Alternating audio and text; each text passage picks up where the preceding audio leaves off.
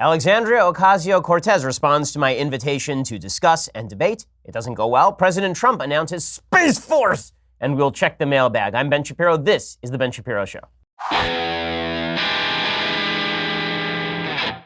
Well, it was a busy day yesterday, and we have a lot to get to today, so we'll jump right into it in just a second. First, I want to remind you that you need to be constantly updating your resume. You need to be constantly adding new skills to your package of skills that you can then market to your employers, and that is why there is Skillshare. Skillshare is an online learning platform with over 20,000 classes in business, design, technology, and more. You can take classes in everything from illustration to data science, from mobile photography to creative writing, you name it. They've got experts teaching it to you. These are 45-minute classes taught by people who know what they are doing. Whether you're trying to deepen your professional skill set or start a side hustle or just explore a new passion, that's what Skillshare is there to do. We here at the office have taken a bunch of Skillshare classes. I've taken ones in social media marketing and watercolors, believe it or not. They've got classes on legitimately everything, and they are taught by people who really know what they are doing. Go check it out right now. Join the millions of students already learning on Skillshare today with a special offer just for my listeners. Get 2 months of Skillshare for just 99 cents. That's right, Skillshare is offering Ben Shapiro Show listeners 2 months of unlimited access to over 20,000 classes for just 99 cents. To sign up, go to Skillshare.com/Shapiro. Again, that's Skillshare.com/Shapiro to start your 2 months right now. That's Skillshare.com/Shapiro. Go check it out right now. It's the best way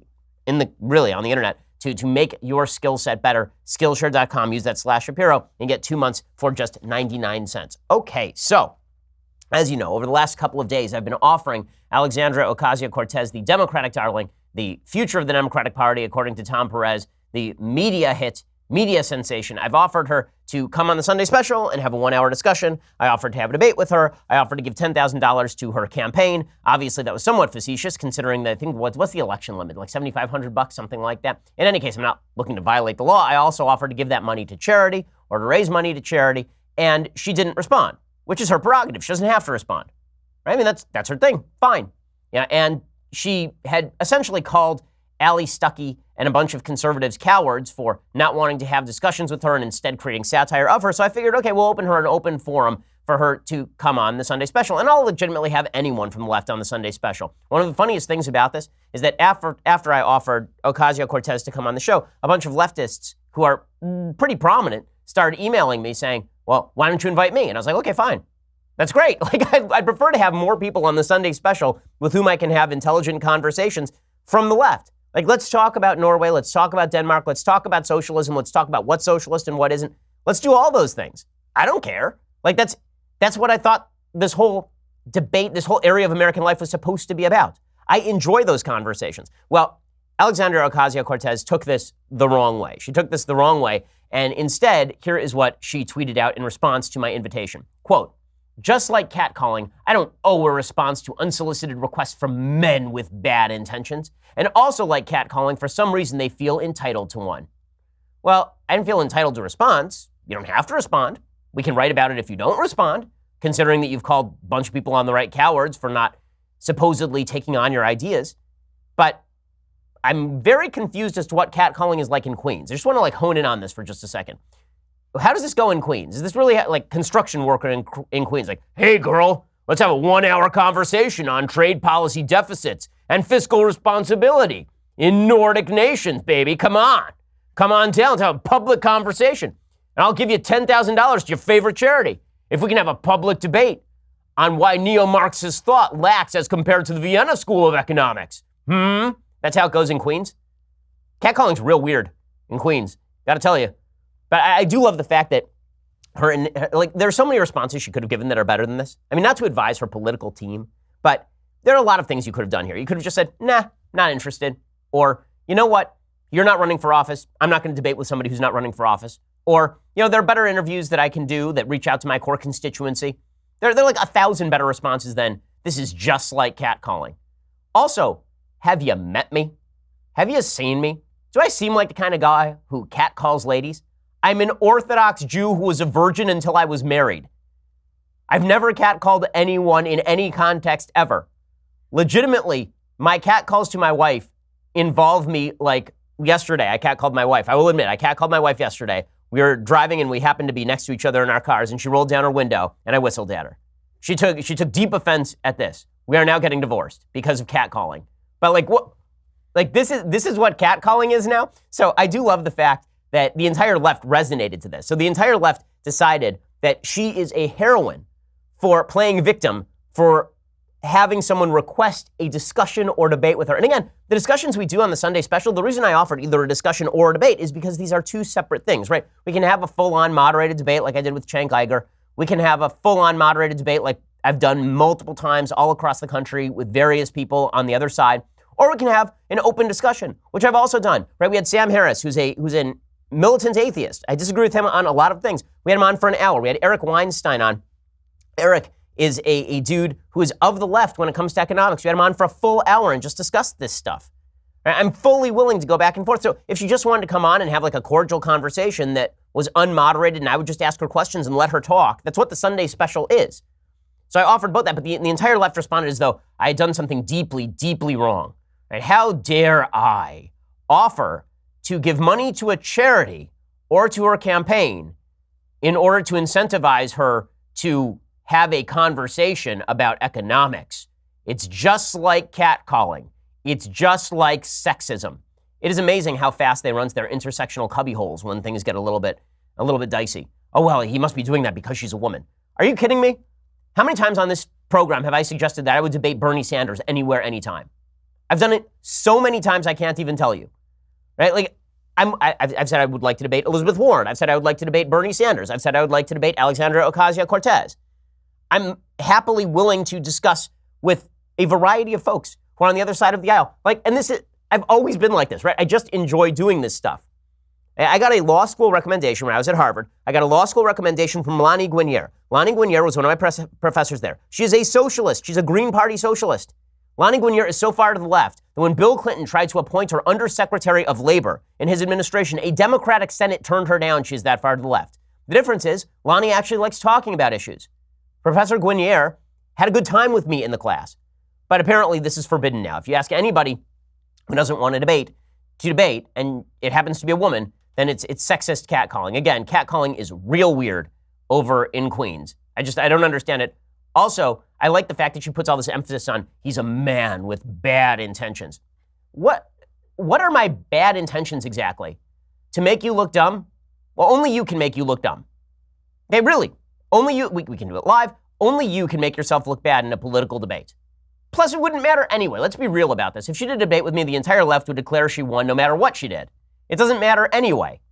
Okay, but I'm a man with bad intentions. First of all, how dare she assume my gender? Second of all, like, really? I have bad intentions? Yes. The cleanest cut guy when it comes to sexual relations in all of human history.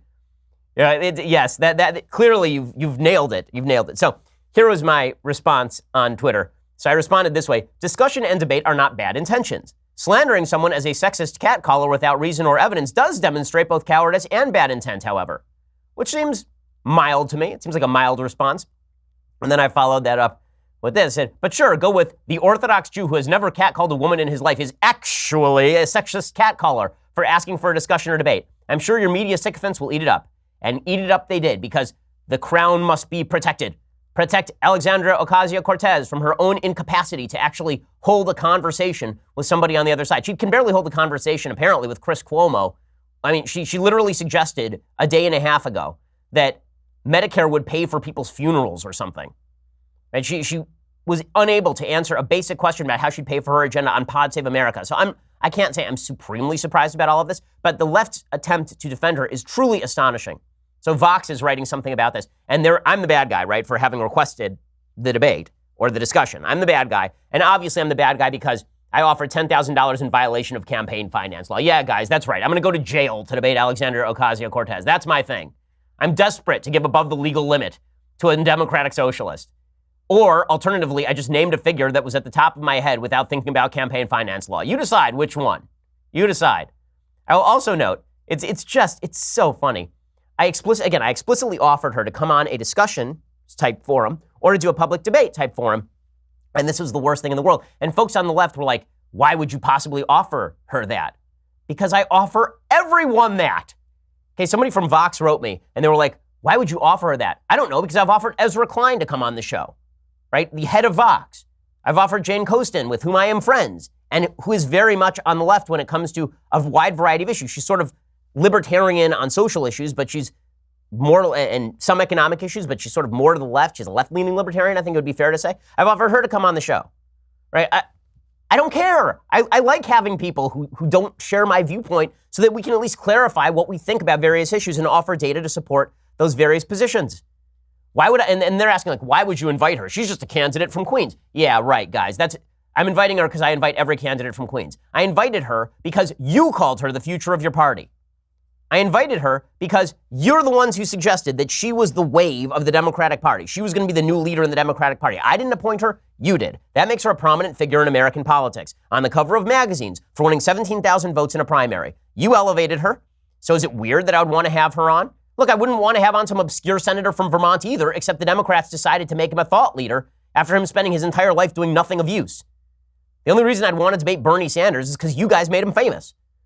So it's all very, very weird. She's also never had a cross-partisan discussion, which I thought might be useful, but apparently we are not going to do that. So that's just spectacular.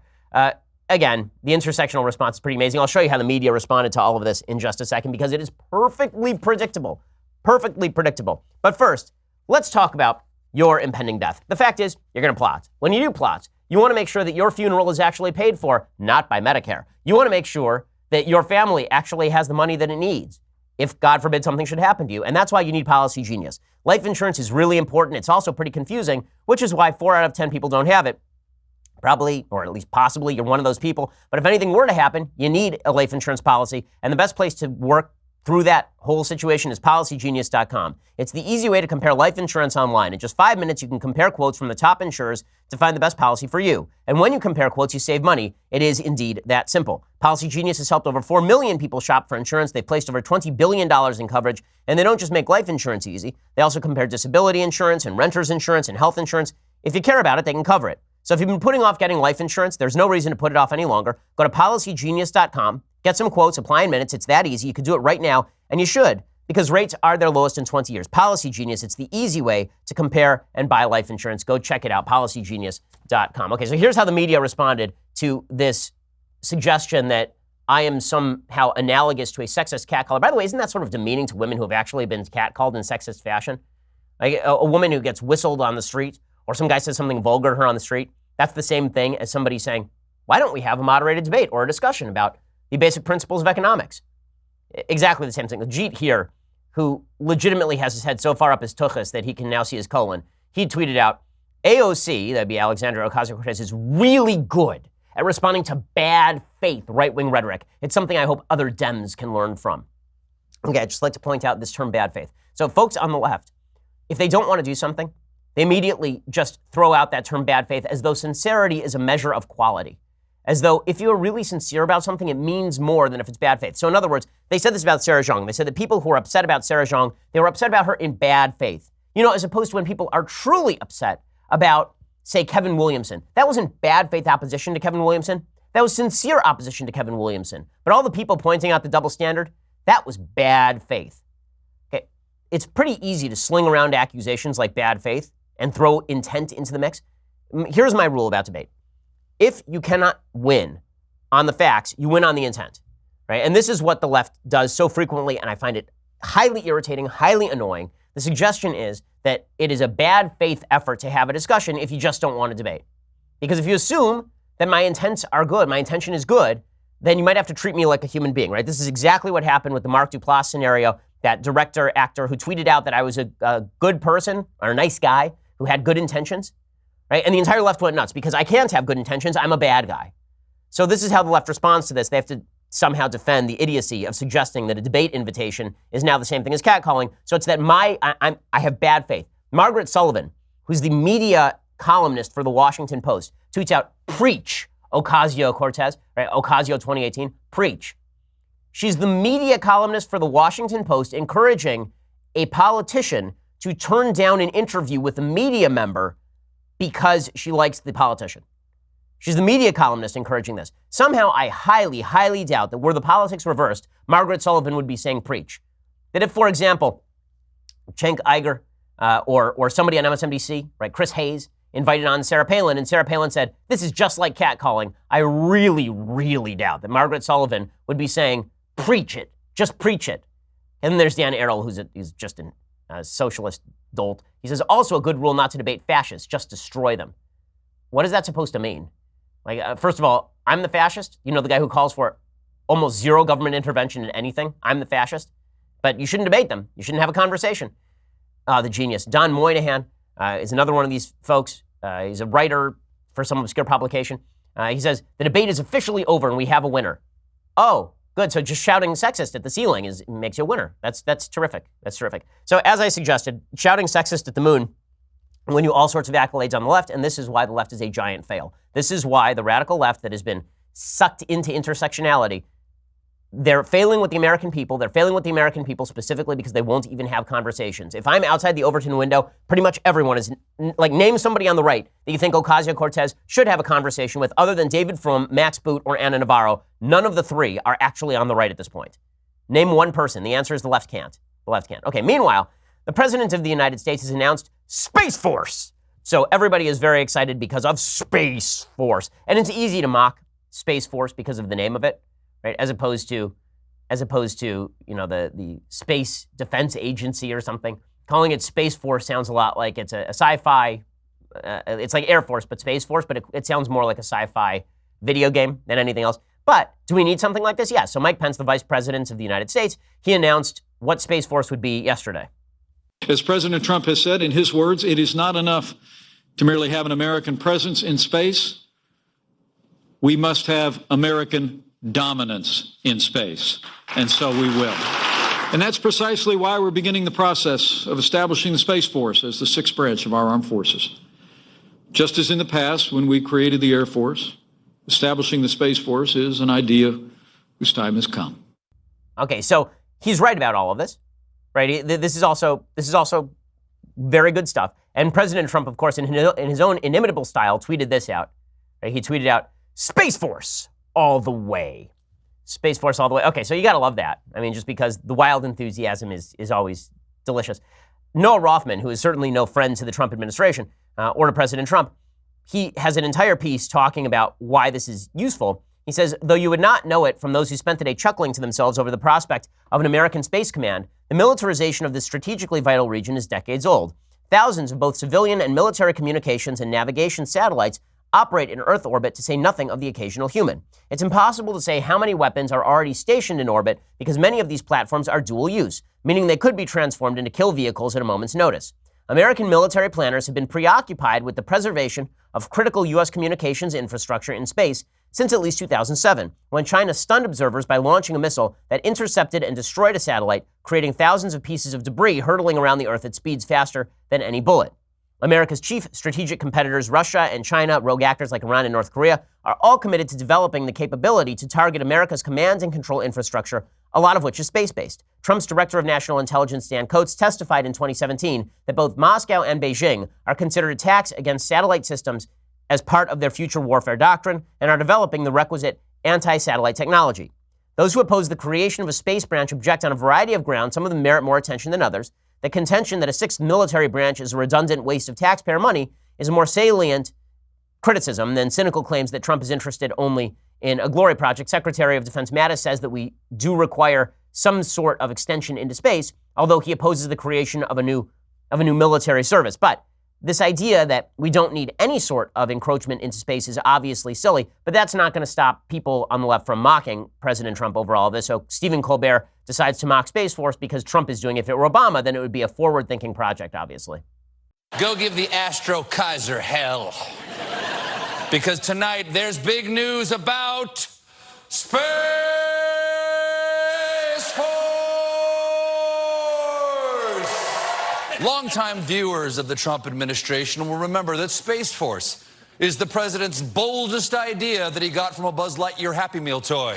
We already have NASA.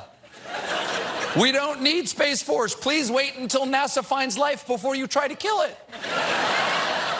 Okay, and today, so that's silly. Obviously, the point of Space Force is to defend us from all sorts of threats, foreign and domestic, that could use space as a sort of platform for it. But it's easy to mock Space Force again because of the name. And it's just demonstrative of the fact that anything Trump does is going to be seen as terrible and horrible in every particular way. That's just something that he is fond of pushing. Colbert And you see the same thing from Scott Kelly, who is a former astronaut, and he also suggests that Space Force is a bad idea. I don't know a lot about the president's motivations on this. Doesn't seem to be a lot of support out there. And being a person that spent 25 years in the military, 20 of it at NASA, I never heard people really talking about a need for a sixth branch of the armed forces. Okay, so again, if the argument is sort of bureaucratic redundancy, that's at least a better argument. But if the argument is we don't need anything in space because Trump, then it just demonstrates full scale how many folks on the left seem obsessed with smacking Trump no matter what the cost. And it doesn't matter whether we are more or less secure because of any of that stuff. Because we do, in fact, need some sort of military presence in space. This is nothing new. We've been pursuing this for quite a while. Okay, in just a second, I want to talk about the left's sudden obsession with white nationalism. First, let's talk about what you're eating. So, you're at home and you're thinking, I can order out. Sure, you can. It'll be expensive and it probably won't be all that healthy, sometimes not even that great tasting. Or you could you go to the grocery store, pick up all the ingredients, try to figure out a recipe, and that'll take you forever. Or the best option is that you go over to Blue Apron and you subscribe. The reason that Blue Apron is great is because they provide you quick and easy recipe options, perfectly portioned ingredients delivered right to your door. So they give you the recipe, they give you everything is pre-selected for you, and then you basically just cook according to their specifications, and you've made gourmet meals. They make dinner quick, easy, and insanely tasty. You skip meal plan and get straight to cooking with Blue Apron. Experience the joy of summer with their favorite grilling recipes. They've got seasonally inspired ingredients, mouth-watering grilling options for summer, chicken with barbecue sauce, and juicy cheeseburgers with spicy slaw. Check out this week's menu. Get your first 3 meals for free at blueapron.com/Shapiro. That's blueapron.com/Shapiro to get those first 3 meals for free. Blue Apron is indeed a better way to cook. And I mean, these meals look fantastic. I mean, it's like seared chicken and tangy barbecue sauce, and this stuff looks like you got it at a restaurant, but you're making it with your family. It's a blast, and it isn't that expensive, and it's great. Go check it out. blueapron.com/Shapiro to get those first 3 meals for free. blueapron.com/Shapiro. Okay, so something I've noticed over the past few days is the media is suddenly obsessed with white nationalism again. Now, the reason for that is because there's going to be another Unite the Right rally, which is basically a white supremacist rally led by idiots like Jason Kessler, who are intent on saving the country for the white people. Okay, now this sort of stupidity is indeed the highest form of stupidity. It's amazing that all of the people who are constantly talking about how white people are somehow supreme are the dumbest people on planet Earth. Like, it is amazing to see the crossover between stupid people and white nationalism.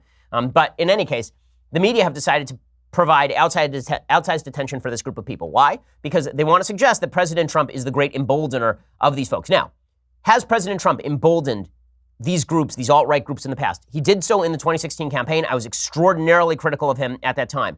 He did so, I think, in Charlottesville. I was extraordinarily critical of him at the time. However, why is the media now attempting to elevate a bunch of kooks and fringe kooks who have no real relevance to American politics to a position of prominence? The answer is because they would like to paint with a broad brush and suggest that deep down, most Trump supporters are just like the neo-Nazis who happen to be open enough with their perspective. The reason I say this is because I was at the gym yesterday, and CNN was on the TVs, unfortunately, and they were showing a full, 5-6 minute clip of this literally one neo-Nazi in a random town in Pennsylvania.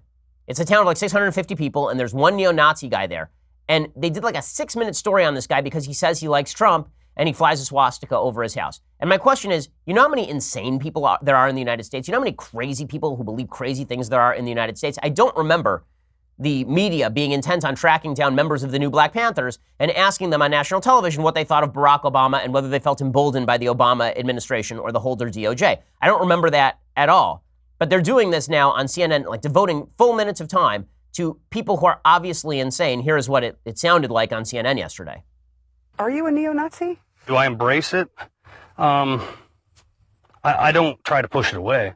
Well, you're wearing a swastika on your shirt. Exactly. Rural America spoke up when they elected Trump. Rural America. And by rural America, he means white America. We're staring down the barrel of a gun here in white America. Okay, and then what's hilarious about this is that the interviewer says, and then at a certain point he became unfriendly and started screaming at people. And I was like, right, because he's a crazy person. So you went out in the middle of nowhere, you found a crazy person, and then you said, this guy is somehow representative of a broad swath of public opinion. And we're seeing this more and more. Like NPR did a full interview with Jason Kessler, again at Unite the Right, and Jason Kessler was giving his listing of IQ studies on various races. Now, discussion of race and IQ is always very fraught, but it is particularly fraught when you're talking about white nationalists who are using a claim of race superiority in order to suggest that we ought not allow legal immigrants into the country or that we ought to discriminate against particular groups in the United States. It's really gross, and the fact that these people are being elevated is indeed, I think, a purposeful project of a lot of people in the media, particularly. And so they have on Jason Kessler for like an hour. Now, people on the left were like, why are you having on Jason Kessler? You're just elevating his view. The reason NPR is having on Jason Kessler is to suggest that Jason Kessler, again, is representative of a broad swath of public opinion when no one knew who Jason Kessler was until 5 minutes ago, and that's because the media decided to cover him in outside stretches. It's pretty astonishing. The level of double standard in the media when it comes to covering this kind of stuff is pretty insane. The best example of that I can think of happened actually yesterday. So yesterday, there was a story from the New York Times. There's a writer named Elizabeth Williamson. She's a features writer over at the New York Times.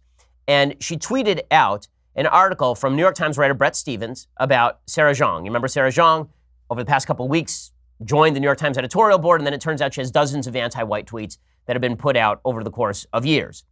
And this writer tweeted out, "Welcome, Sarah, to the Times. I look forward to reading you with interest, irrespective of agreement. I trust you'll extend the same good faith to all of your new colleagues. Only through such faith do the people, institutions, and nations thrive." That's Stephens' op-ed, and here's what she tweeted. She tweeted, "Here's Bret Stephens offering a classy welcome to a colleague who has yet to prove she deserves one." Okay, which seems fairly reasonable. She was forced to apologize for that. So we now live in a universe where actual anti-white racist tweets from Sarah Jeong are defended by the mainstream media. At the same time, they elevate actual racists, white supremacists, in order to proclaim that that's the right. But the left that's defending anti-white racism is not racist in any way, and they forced this lady to apologize for tweeting something mild. So Sarah Jeong still has not issued a real public apology for any of this stuff. She kind of gave a half-hearted apology saying she was taken out of context and all this sort of nonsense, which she pretty much was not. And yet, who was forced to apologize? Well, Elizabeth Williamson, this features writer, was forced to apologize because, of course, Elizabeth Williamson is the bad guy. Elizabeth Williamson is the bad guy for having suggested that Sarah Jeong has failed to live up to her own standards with regard to racism.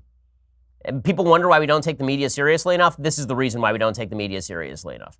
This is the reason why we don't take the media seriously enough. So there is that. It's an amazing thing. It's an amazing thing. Okay, so I want to get to the mailbag, and we will do so in just a second. First, you're going to have to go over to dailywire.com and subscribe. So for $9.99 a month, you can get a subscription to dailywire.com. When you do, you get the rest of this show live. You get the rest of the Michael Knowles show live. You get the rest of the Andrew Klavan show live. You also get to be part of our mailbag, which we are doing right now. So if you subscribe now, you get to ask me live questions in the mailbag. I feel that you will enjoy this experience. Also, with an annual subscription, you get this, the very greatest in beverage vessels. $99, you get the Leftist Tears hot or cold tumbler that comes along with all of the wonders of the universe. So go check that out. Also, when you subscribe at YouTube or iTunes, then you get access to our Sunday special where we have on a wide variety of guests. Sadly, not including Alexandria Ocasio-Cortez, but everyone else will come on and we'll have great discussions about a variety of issues, give you more information and more data. It's a lot of fun. Go check it out. Please subscribe. We always appreciate it. We are the largest, fastest growing conservative podcast in the nation.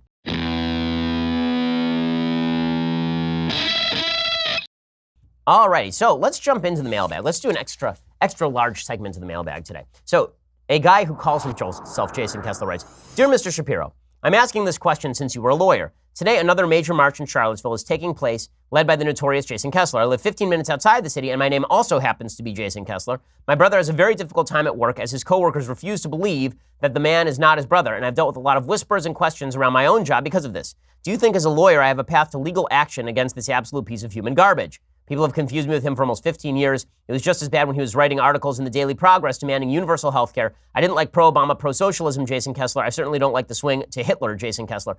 You don't have a legal case, unfortunately, against a dude for his name.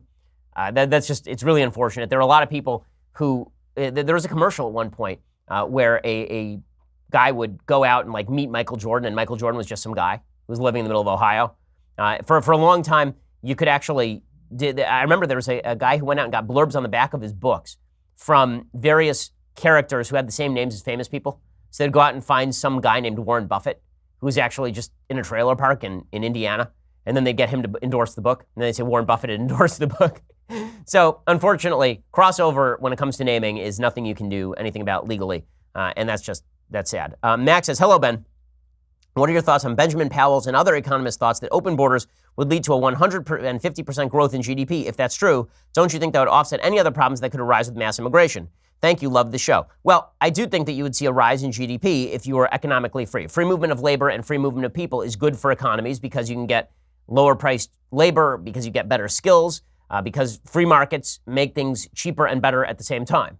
Now, are there other countervailing concerns we have to worry about? Sure, we have to worry about safety concerns when it comes to free movement of labor. Just because people are moving across borders doesn't mean they should necessarily vote in our elections. This is why guest worker programs I don't really have a problem with. There are a lot of folks who are deeply afraid of bringing labor into the United States, guest worker programs and such, people with green cards. I've always been a big advocate of free movement of labor across borders. That is not the same thing as free movement of people without checking their security backgrounds. And there are a lot of folks who are scared that if you are actually opening your borders with regard to labor, that's going to throw Americans out of jobs. The answer to that is if you are not competitive on the global labor scale, you're probably going to be out of a job anyway as corporations move out overseas in order to accommodate cheaper labor and cheaper wages overseas as well. This is why there's been an attempt to sort of claw back revenue from those companies and punish those companies for offshoring. But the reality is that so long as America remains a free and open economy, there will be a lot of investment. I agree that free movement of labor increases GDP. And also, I don't believe that if you come here to work, you should be on welfare. Right? If you're coming here to work, then you should be here to work. You shouldn't be on our welfare system that is a drain on public resources to which presumably you are in many ways not paying in, except for maybe sales tax. Christopher says, hey, Ben, what is the difference between liberty and a right to privacy?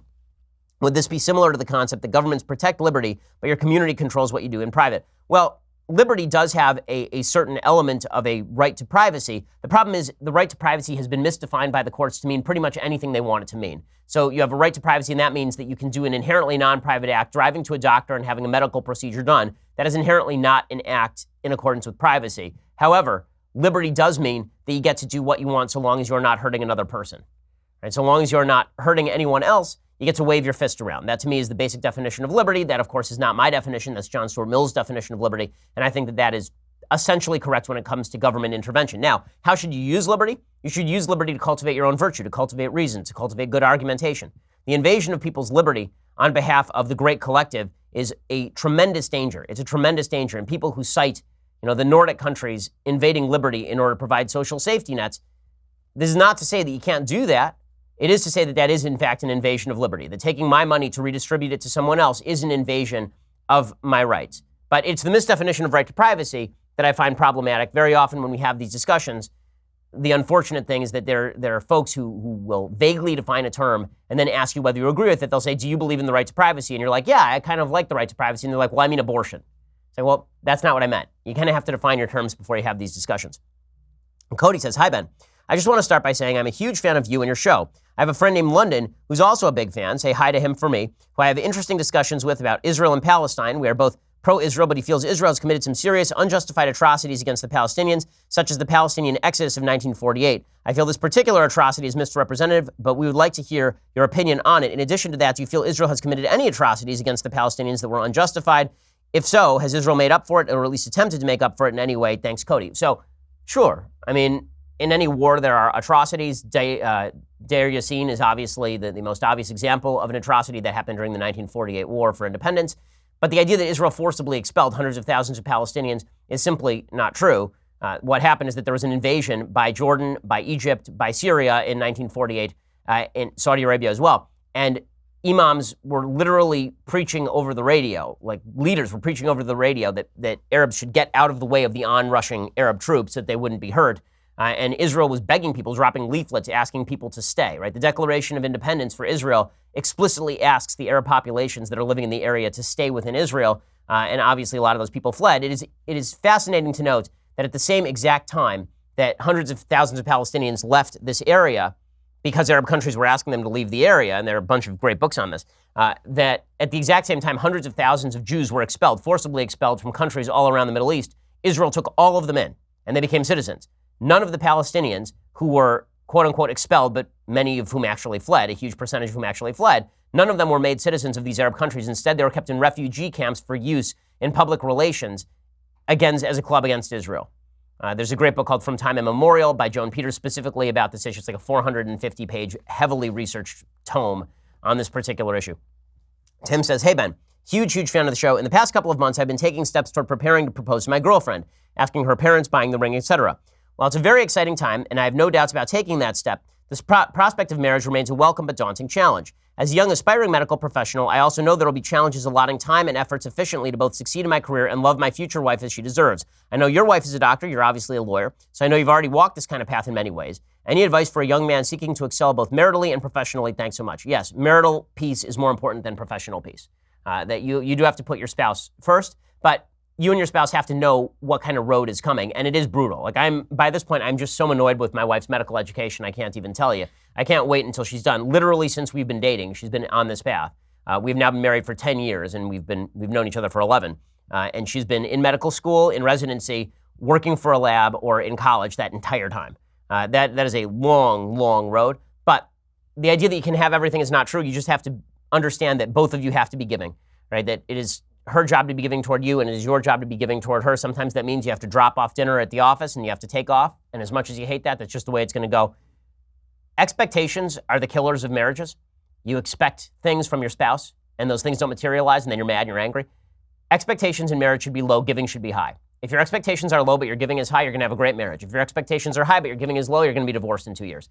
Wyatt says, hey, Ben, what are some of the more underrated and overrated musicals, and what do you think often makes overrated works as popular as they are? Well, to me, the most overrated musical of the modern era is Hamilton. I know people love Hamilton. I've discussed this on the show before. I don't think it's bad. I just am not a fan of the type of music, and I think that the supposed brilliance of the lyrics is overrated to me, specifically because great lyricism to me is about word choice, not about syllabic fit.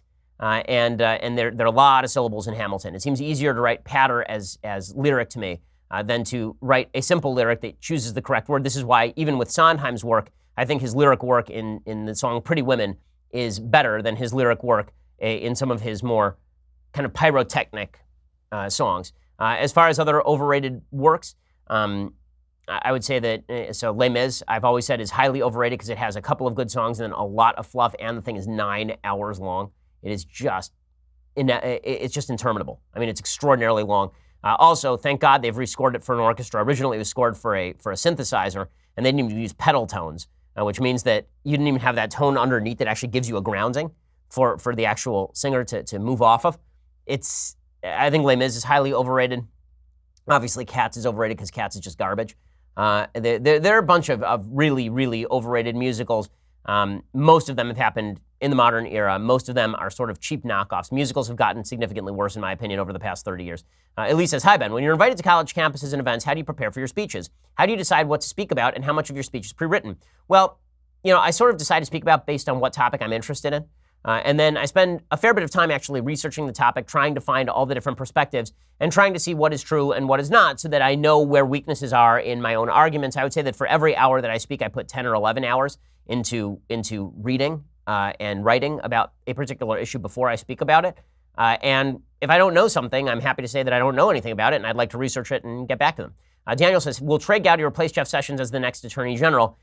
Well, I'm not sure Sessions is actually going anywhere in the near future simply because President Trump is afraid that it would look like obstruction, which is probably a reasonable fear. Even though it's not obstruction, you can fire your Attorney General at any time. I don't think Jeff Sessions is going anywhere. Stephen says, Dear God Emperor Shapiro, what is a good level of government regulation in healthcare? My answer to this is virtually none. I don't think the government should be deeply involved in healthcare regulation. I think free markets should take priority. I think that we have a tort system for a reason. And if you do something wrong in the medical field, you can be sued into the ground. The idea that we need a government in order to force a doctor to care for a patient properly, I just don't find that particularly convincing. I also think that people have come to rely on the government and think the government is their great guarantor of safety. So they always talk about the Food and Drug Administration. Well, you'd be eating tainted food if not for that. Really, would you? How many companies do you think would be forcibly attempting to, poison their consumers if it weren't for that? It turns out that in an era of particularly social media marketing, the ability to find out bad stuff about companies has never been higher. The market takes care of a lot of these particular issues, plus you'd have private rating agencies. I think the same thing would happen in the medical field. Veronica says, how do conservative women who have prioritized family over career go back and have a career? If I'd known that I'd be single at this age, I'd have just gone for the money in the first place. Well, I have always advocated for women to have the credentials to have a successful career because I think that you should be able to be financially independent at any point. It's why I plan on sending my daughter to college or as much education as she wishes to engage with. It's why I've always thought that it's great that my wife has gone through all this work at medical school, because God forbid something should happen to me, I want her to be able to take care of herself and take care of the kids and feel fulfilled while doing it. So I think that the way to balance this stuff is different for everyone. But I think at a minimum, you should have the job qualifications necessary to start working your way up from the bottom if need be, if God forbid something happens and you're left bereft. Ryan says, are insurance companies really crooks? Should all insurance be nonprofit like Ben Carson posited in 2012? No, insurance companies are not crooks. Insurance companies have a profit incentive just like every other company, and that means you really have to read insurance contracts carefully. It also means that you should have financial advisors who read the insurance contracts for you if you can possibly afford it, and you should find the most transparent insurance companies that you can find. It's just that insurance companies, with their profit incentive, do have an incentive to push against you when you make a claim against insurance, because that's how they make their money, but they're no more crooked than any other business that I could name. Profit incentives drive hard bargains. Hal says, Ben, how can we fairly vet refugees when their countries don't properly keep records? Well, this is a really difficult thing, right? It's difficult to fairly vet refugees when their countries don't keep records, but it is not our obligation to take in refugees if we can't vet them. Listen, I'm very sympathetic to people who are trying to flee their home countries. I really am. I think that we should try to take in people who want to come here and become Americans and engage in the American way of life and the American ideology. I think all of that's good, but the obligation is to prove that you're going to be a good American citizen. It's not on the American system to prove that you're not going to be a good American citizen. Right? Just like you would have to file an application to join any sort of club, well, you have to file an application to join the American club, and I think that that is all perfectly reasonable. Let's see. A writes, Ben, is there any way possible you can stop catcalling Alexandria Ocasio-Cortez? I can't believe the Daily Wire is about to have a Me Too moment. I know. I have to stop offering to talk with people. It's just brutal. It's just terrible. Mason says, hey, Ben, my fiance and I are on the road to Iowa to see my grandfather before he passes from lung cancer. He's an ex-pastor turned devout atheist because of the way the church treated him. Do you have any advice on methods of discussion to help him see that God does exist and loves him? Mind you, he's very intelligent, well-read, and is a Carl Sagan fan as well. Love your show. Thank you for doing what you do. You strengthen my faith and my beliefs unbelievably. Thank you, Mason. That really means a lot to me. My chief argument against this argument that churches treat people badly and therefore God doesn't exist is people are bad. People do bad things. And to judge the idea of a creator on the basis of the fact that people are flawed seems to me bad logic. You can say this about any institution. Any institution. They're terrible atheists. There are terrible religious people. There are terrible public school teachers. There are terrible priests. There are terrible rabbis. There are terrible people in every walk of life. And if your allegiance to a religion is based upon the behavior of the people who are participants in the religion, then I think that you ought to examine your religious beliefs a little bit more deeply. There's a case to be made for agnosticism or atheism, but I don't think it lies in the evils of human beings who are going to be evil to a certain extent, regardless of what ideology they hold. The question really is, if you follow the injunctions of a particular ideology, does it make you better? And I think that it is very difficult to argue that Christians who actually abide by Christian beliefs are not made better people by doing so as a general rule, right? There are always exceptions, but as a general rule, Dennis Prager, I think, has a great test on this. If all you know about two people is that one is a regular churchgoer and one is not a regular churchgoer, that's all you know about these two people, and one of them has to babysit your child, which one are you going to pick? It's a pretty good test. Okay, Sayaz says, have you ever been to Disney World, or do you only go to Disneyland? Yes, a few years ago before my kids were born, my wife and I did a vacation down in Orlando. We went to Disney World, and it was great. Disney is a wonderful company. Anthony says, hey, Ben, with all of the available data proving socialism does not work, how is it that the left continues to push socialism, I think is the end of that question. The answer is that they keep shifting which country they're basing socialism on. So their favorite this week is Norway, which is a capitalist country with socialist redistributionist policies.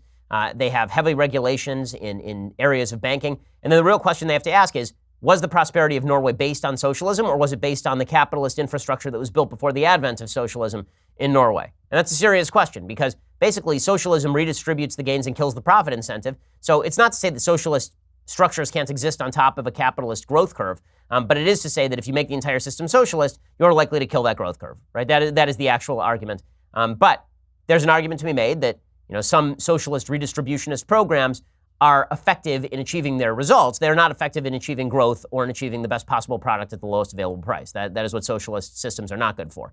M says, what is the legality requirements of private companies using public infrastructure? Are companies on public land subject to First Amendment rights? And would that not apply to internet companies? Well, the idea of regulating certain companies as public utilities, which is, I think, what you're asking about here, public utilities are utilities that are required to give a particular service for a particular price at any level, basically. And if they are private companies that have a profit motive, they're not run in the same way as public utilities. They're not owned by the government themselves. Simply being adjacent to a road does not make you a public utility. And even using that road, if you are a trucking company, does not make you a public utility either, because you're a private company that is paying taxes for the building of that infrastructure.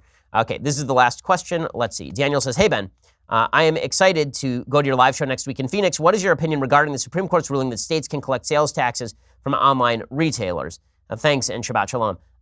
So my opinion is that states probably can collect sales taxes from online retailers. This is really a jurisdictional question. The nexus of business is the way that it's usually done in civil procedure. Is your business basically doing a lot of business in the state? Is it located within the state? There's sort of a balancing test that goes on, if I remember my Civ Pro correctly. And if you are doing your business in the state of California, it seems not unreasonable for the state of California to charge that sales tax.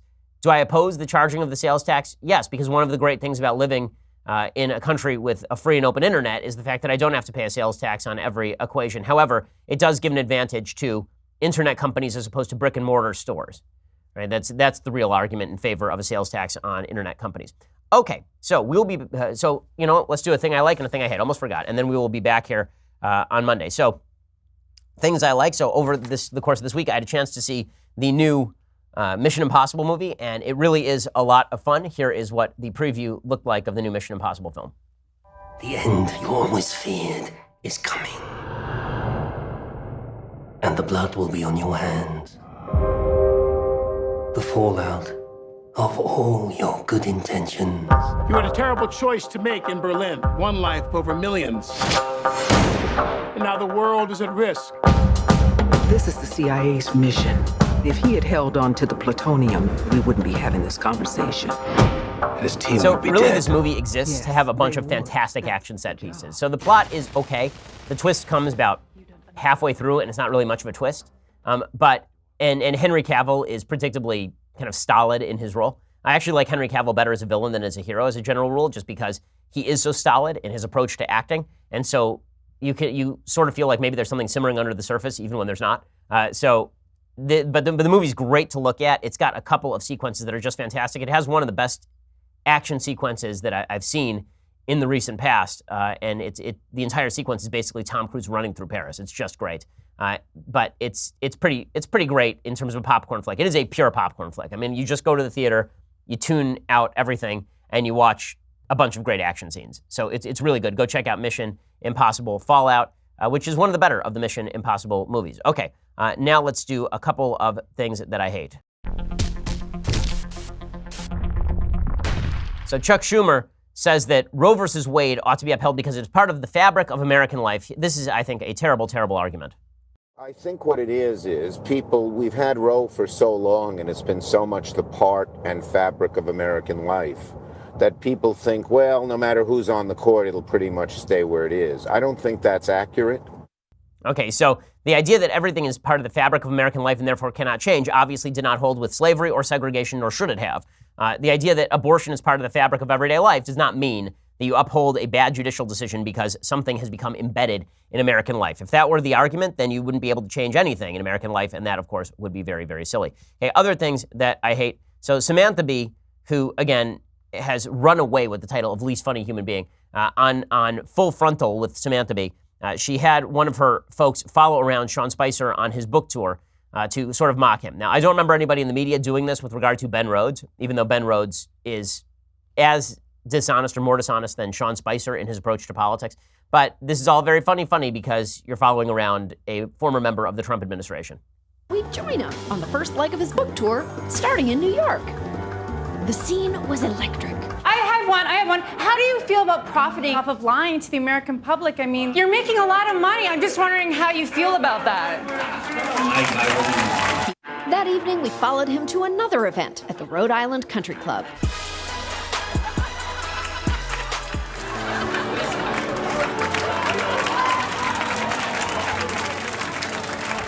So much humor. Okay, this is the part of comedy that I hate, is that it's not comedy, it's clapter, right? It's not laughter, it's clapter. That you clap and then you sort of laugh because you're clapping. But nothing here is inherently funny. The comedians have decided that all they have to do is basically shout Trump to the moon, and then everybody will give them money. And so far, it's been working out well for them. And there's this whole Netflix special, and I can't remember the name of the woman who was doing it, but there were all these articles about why she was changing the nature of comedy by being unfunny. And the answer was that she was angry, so she was unfunny, but she was on the left, so that was good.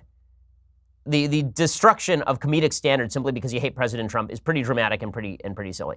Her name was Nanette, I guess, right? That's the name of that special on Netflix. It's not good. Let's just put it that way. Okay, so we'll be back here on Monday with all of the latest. We'll see you then. I'm Ben Shapiro. This is The Ben Shapiro Show. The Ben Shapiro Show is produced by Senya Villarreal, executive producer Jeremy Boring, senior producer Jonathan Hay. Our supervising producer is Mathis Glover, and our technical producer is Austin Stevens. Edited by Alex Zingaro. Audio is mixed by Mike Caramina. Hair and makeup is by Jesua Alvera. The Ben Shapiro Show is a Daily Wire Forward Publishing production. Copyright Forward Publishing 2018.